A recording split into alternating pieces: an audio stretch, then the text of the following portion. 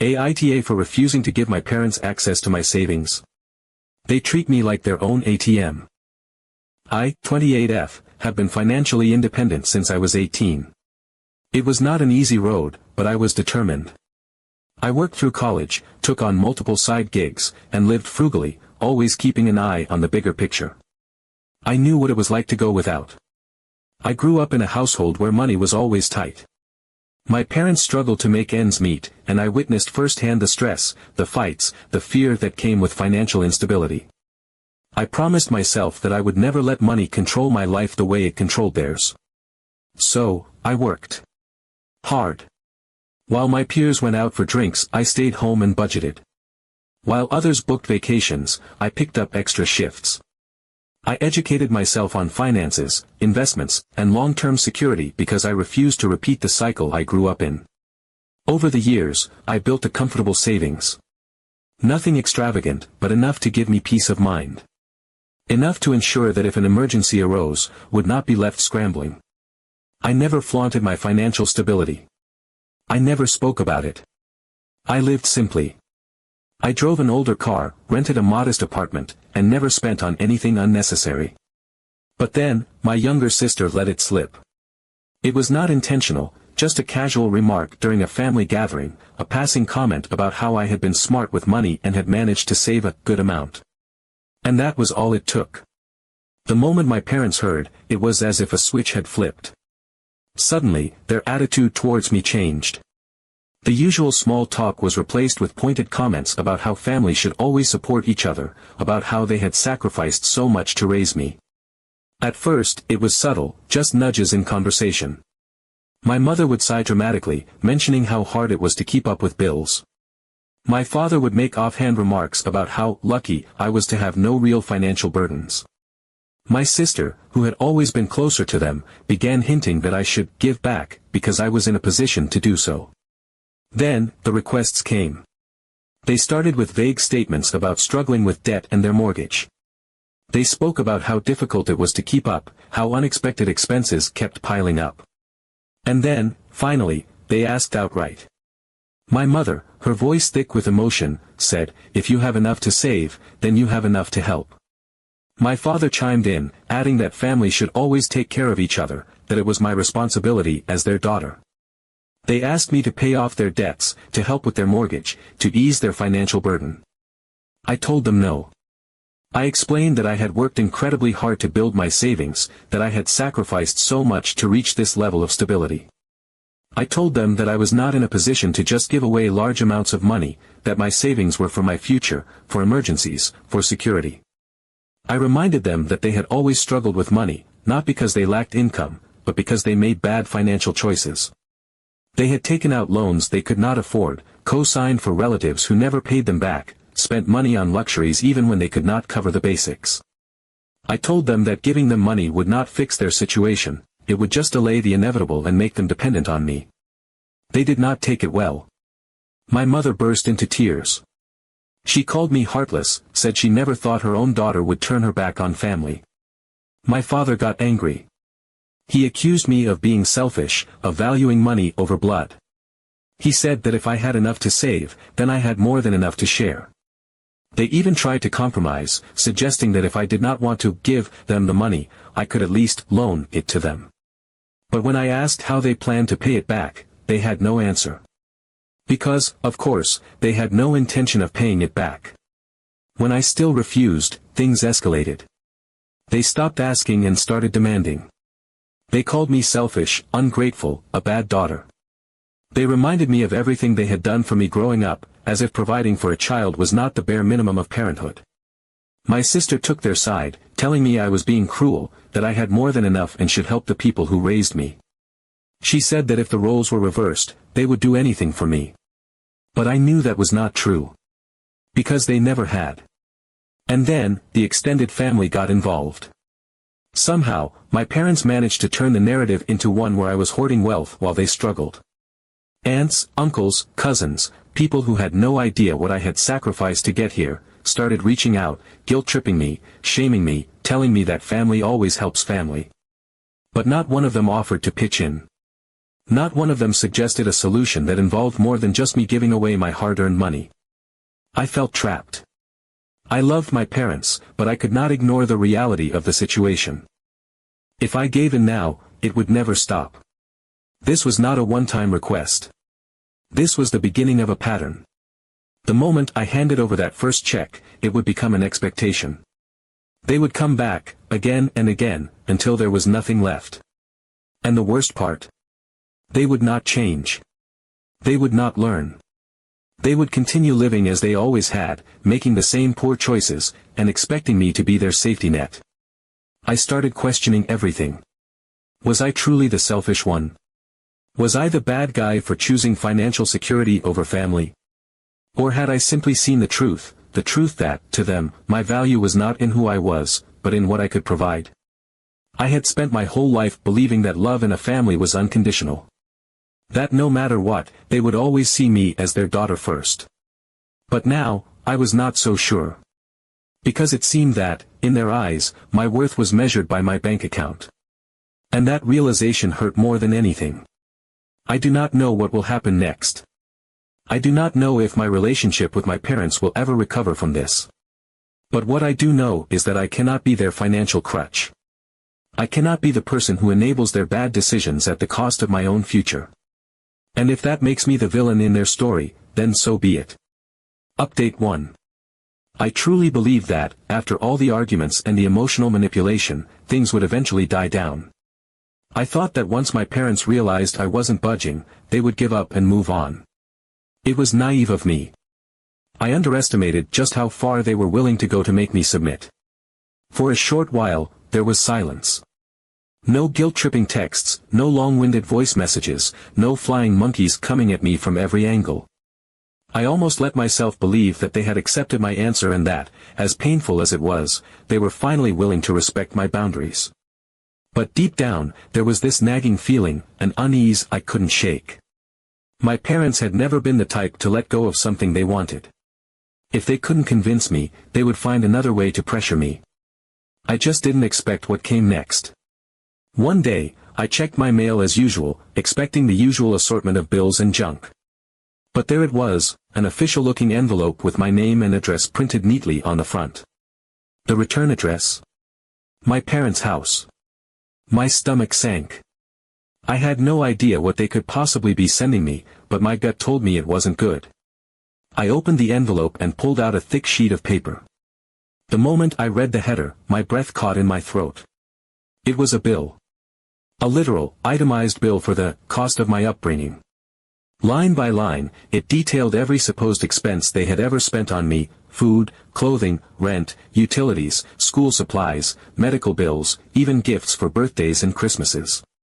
Some of the numbers were wildly inflated, completely detached from reality, as if they had just pulled figures out of thin air to make it as high as possible. And at the bottom, written in a tone that was almost businesslike, was the final amount, over $200,000. It was surreal.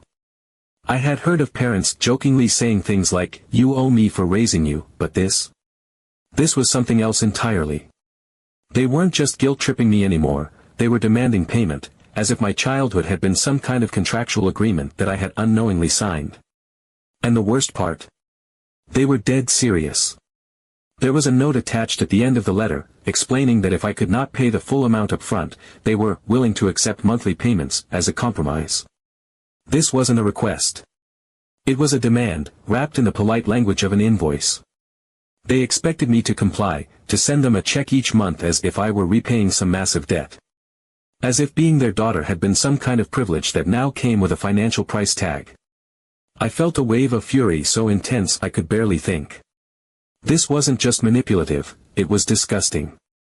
They had chosen to have a child. They had chosen to raise me. That was the responsibility of a parent, not some financial investment they could cash in on later. I had worked tirelessly to build a life for myself, to escape the instability that had defined my childhood, and now they were trying to drag me back into it. I wasn't going to let them. Without hesitation, I snapped a photo of the letter and posted it on social media. I didn't even add a long explanation, just a simple caption: "Is this normal behavior for parents?" Within minutes, the responses started pouring in. People were horrified. Strangers, friends, acquaintances, they all chimed in, condemning my parents' actions, calling them out for their entitlement and manipulation. Some shared their own experiences of financial abuse, of parents who saw their children as retirement plans rather than family. The support was overwhelming. But my parents? They were livid. They called me repeatedly, but I refused to answer. Then the messages started coming in, long-winded rants about how I had humiliated them in front of the entire world, about how I had twisted the story to make them look like villains. They doubled down, saying I owed them everything, that a real daughter would have given them the money without question. They said I should be ashamed for airing private family matters in public. But they had no shame in demanding money from their own child. I told them, in the clearest terms possible, that I didn't owe them a single cent. That my childhood wasn't a debt to be repaid. That no loving parent would ever try to charge their own child for existing. And then, before they could spew more poison, I blocked their numbers. I thought that would be the end of it. I was wrong. Cutting off contact with my parents sent the rest of the family into a frenzy. My sister, who had been my parents' staunchest defender throughout this whole ordeal, lost it. She accused me of being heartless, of abandoning the people who had given me life. She said I had turned my back on family over a little bit of money, completely ignoring the fact that this wasn't just about money, it was about control, manipulation, and years of toxicity coming to a head. Relatives started reaching out, some trying to mediate, others outright taking my parents' side. They said I should just pay something to keep the peace, that I was being too rigid, that it wasn't worth tearing the family apart. But I refused. Giving in would only reinforce the idea that they could dictate my life, that their actions had no consequences. The guilt trips kept coming, the messages piling up, but I held my ground. And that's when my sister delivered the final blow. She told me, in no uncertain terms, that I had officially destroyed our relationship. Update 2. After the complete failure of the absurd child support bill, I assumed my parents might finally give up. That was wishful thinking. If there was one thing I had learned over the years, it was that my parents were nothing if not persistent when they wanted something. They had tried the direct approach, demanding, guilt-tripping, publicly shaming me, and it had backfired spectacularly. So now, they decided to play a different game. A more insidious, calculated one. They would not come at me directly anymore. No, this time they would use someone they knew I still had some attachment to. My sister. At first, I didn't suspect anything. She started reaching out through casual messages, seemingly harmless, just small talk. She asked how I was doing, how work was going, if I was okay. It had been a while since we had spoken properly, and despite everything, a small part of me wanted to believe she was reaching out because she genuinely cared. I was wary, of course, but I answered her messages. I told myself that perhaps she wanted to smooth things over, that maybe she had realized how toxic this whole situation had become. That illusion did not last long. It started subtly. She mentioned how worried she was about our parents, how stressed they had been lately. Then she escalated, saying they had even discussed selling the house because they were drowning in debt. She framed it like a desperate, last resort scenario, something that would destroy the family. It was all carefully worded, a mix of concern and emotional blackmail. She wanted me to feel guilty, to feel like I was the one holding the power to save them, to prevent this so-called catastrophe from happening. Then she slipped in the real reason she had reached out, she begged me to help, even just a little. She said that if she had the money, she would help without hesitation, as if that made me a heartless monster for not doing the same. I had heard this script before. It was the same manipulative rhetoric my parents had used countless times, now coming from my sister's mouth.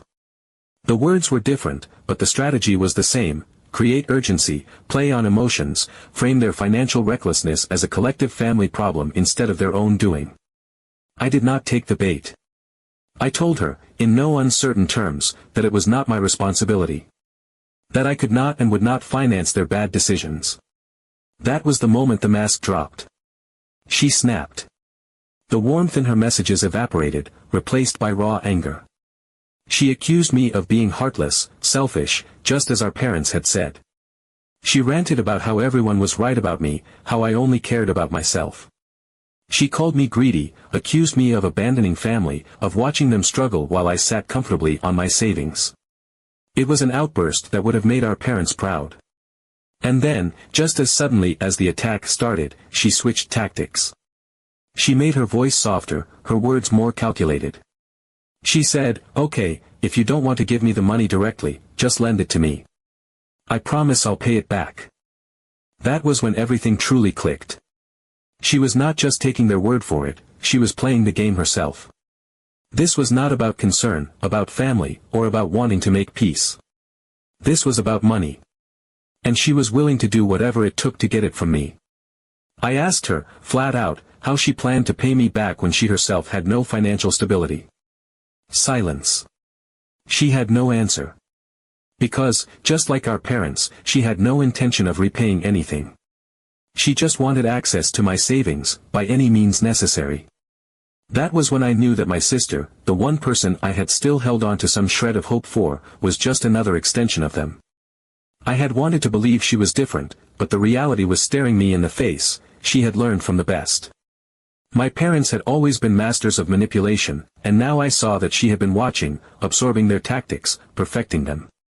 She had learned their style, their patterns, their emotional leverage points.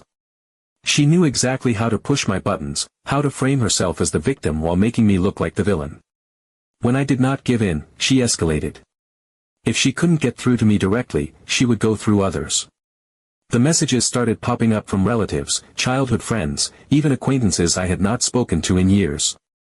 She had gone on a full-blown smear campaign, spinning the story in a way that made me look like the cold, ungrateful daughter who had abandoned her suffering family. She even contacted my ex-boyfriend, someone I had cut ties with long ago. To this day, I have no idea how she got his number, but that was how determined she was to ruin my reputation. The messages followed the same pattern. How could I be so cruel? Didn't I care about my parents? Didn't I see that they were at risk of losing everything? Some people were outright aggressive, telling me I should be ashamed of myself, that I was disgusting for refusing to help my own blood. Others were more subtle, trying to guilt-trip me into reconsidering, saying that family is supposed to help family. But none of them acknowledged the real issue, that my parents had created this financial mess, and they expected me to clean it up. It became exhausting. Every time I thought it was over, another message would pop up, another person trying to drag me back into the drama. I could not escape it. My own family had turned me into a villain in their narrative, simply because I refused to sacrifice my own stability for their reckless spending. And my sister, the person who once stood beside me through childhood struggles, had become their most effective weapon.